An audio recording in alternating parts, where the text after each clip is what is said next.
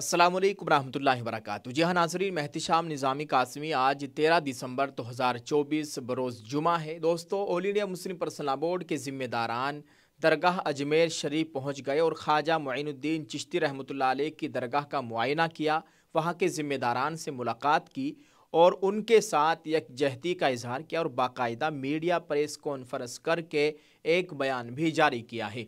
दोस्तों, ये वीडियो बहुत अहम है, बहुत ख़ास खबर है, आप इसको देखें और इसको शेयर करने की कोशिश करें। बोर्ड की जानिब से बताया गया कि all India Muslim personal law board का वफ्द अजमेर शरीफ में पहुंच गया। दरगाह ख्वाजा मुइनुद्दीन चिश्ती रहमतुल्लाह अलैह पर बेबुनियाद दावे को मुस्तरद कर दिया और कमेटी के साथ यकजहती का इजहार किया गया। All India Muslim personal law board के वफ्द ने अजमेर की दरगाह पर मंदिर होने के दावे को मुस्तरद कर दिया और कहा कि अदालतों को इस तरह के बेबुनियाद और झूठे दावों को काबिल इत्नाही नहीं समझना चाहिए। इबादत गाहों से मुतालिक कानून एक्ट 1991 की मौजूदगी में अगर इसी तरह के दावों को अदालतें कबूल करती रहीं और उन पर सर्वे वगैरह के ऑर्डर पास करती रही तो अंदेशा है कि इससे मुल्क में लाकानूनियत और अनारकी को ही हवा मिलेगी। इन ख्यालात का इजहार all India Muslim personal law board के वफ्द ने अजमेर एक प्रेस कॉन्फ्रेंस के दौरान किया। नाजरीन, गुज़िश्ता रोज़ all India Muslim personal law board का एक वफ्द जिसकी क़ियादत बोर्ड के जनरल सेक्रेटरी मौलाना फजलुर रहीम मुजद्दिदी ने की और जिसमें डॉक्टर सैयद कासिम रसूल इलियास तर्जमान all India Muslim personal law board और मौलाना अबू तालिब रहमानी साहब रुकन आमिला बोर्ड और जनाब नाजिमुद्दीन साहब अमीर हल्का जमात इस्लामी राजस्थान शरीक थे।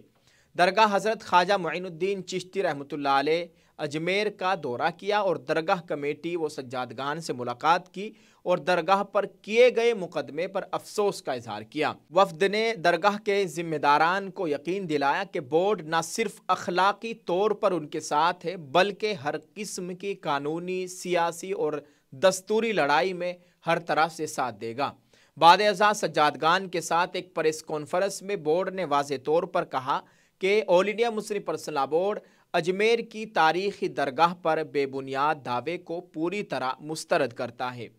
मुस्लिम पर्सनल लॉ बोर्ड को इस बात पर सख्त हैरत और तशवीश है कि तारीखी शवाहिद और कानूनी दस्तावेज़ात और एक्ट 1991 की मौजूदगी के बावजूद किस तरह अजमेर की मकामी अदालत ने इसे कबूल करके इस पर नोटिस जारी कर रही है। मुस्लिम पर्सनल लॉ बोर्ड इस बात पर सख्त बरहमी और तशवीश का इजहार करता है कि मुल्क की मुख्तलिफ अदालतों में यके बाद दीगरे मसाजिद और दरगाहों पर दावों का एक नया सिलसिला शुरू हो गया है।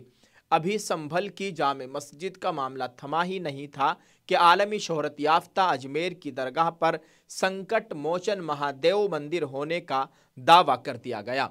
शिकायत कुनिंदा ने दरगाह कमेटी, मरकज़ी वजारत बराए अक़लियती उमूर और मरकज़ी महकमा आसार क़दीमा को मुद्दा अलैह बनाया है। इबादत गाहों से मुतालिक कानून 1991 की मौजूदगी में इस तरह के दावे कानून और दस्तूर का खुला मजाक है। पार्लियामेंट में कानून लाते वक्त ये वाज़ेह किया गया था कि 15 अगस्त 1947 को जिस इबादतगाह की यानी मस्जिद, मंदिर, गुरुद्वारा, बौद्ध विहार, चर्च वगैरह की जो पोजीशन थी वो अपनी हालत में बाकी रहेगी और उसको चैलेंज नहीं किया जा सकेगा। दरअसल इसका मकसद बिल्कुल वाज़ेह था कि बाबरी मस्जिद के बाद अब किसी और मस्जिद या दीगर मज़ाहिब की इबादतगाहों को निशाना नहीं बनाया जा सकेगा। ताहम ये इंतहाई अफसोस और शर्म की बात है कि ज्ञानवापी मस्जिद, वाराणसी मथुरा की शाही ईदगाह, बोझशाला मस्जिद मध्य प्रदेश, टीले वाली मस्जिद लखनऊ, संभल की जामे मस्जिद और जौनपुर की मस्जिद के साथ साथ अजमेर की तारीखी दरगाह पर भी दावा कर दिया गया। मजीद ये कि इस कानून के होते हुए अदालत ने अर्जी गुजार विष्णु गुप्ता की दरखास्त को न सिर्फ समात के लिए मंजूर कर लिया बल्कि इस पर फरीक़ैन को नोटिस भी जारी कर दिया। हिंदू फरीक ने दावा किया कि दरगाह की ज़मीन पर भगवान शिव का मंदिर था जिसमें पूजा और जल अभिषेक हुआ करता था। बाबरी मस्जिद केस के दौरान सुप्रीम कोर्ट की 5 रुकनी बेंच ने न सिर्फ ये कि इस कानून का हवाला दिया था बल्कि यहाँ तक कहा था कि इस एक्ट की मौजूदगी में कोई नया दावा पेश नहीं किया जा सकेगा। लेकिन जब ज्ञानवापी मस्जिद पर निचली अदालत ने दावा कबूल कर लिया तो मुस्लिम फरीक अदालत उज़्मा के सामने ये कहकर अपना केस ले गया कि एक्ट 1991 की मौजूदगी में इस दावे को अदालत को कबूल नहीं करना चाहिए। ताहम अदालत ने इस पर नरमी इख्तियार कर ली कि सर्वे किए जाने से 1991 के कानून के खिलाफ वर्जी नहीं होती। इसी का नतीजा है कि अब मथुरा की शाही ईदगाह, ज्ञानवापी मस्जिद, लखनऊ की टीले वाली मस्जिद, संभल की जामे मस्जिद, जौनपुर की मस्जिद और अब अजमेर शरीफ की दरगाह पर दावा कर दिया गया। अजमेर की दरगाह और हज़रत ख्वाजा मुईनुद्दीन चिश्ती रहमतुल्लाह अलैह की शख्सियत सिर्फ मुसलमान ही नहीं बल्कि हिंदुओं के लिए भी यकसा तौर पर काबिल एहतराम व अक़ीदत है। हमें अंदेशा है कि अगर इस सिलसिले को नहीं रोका गया तो ये मुल्क में इंतशार और बदअमनी का बाइस बन सकता है।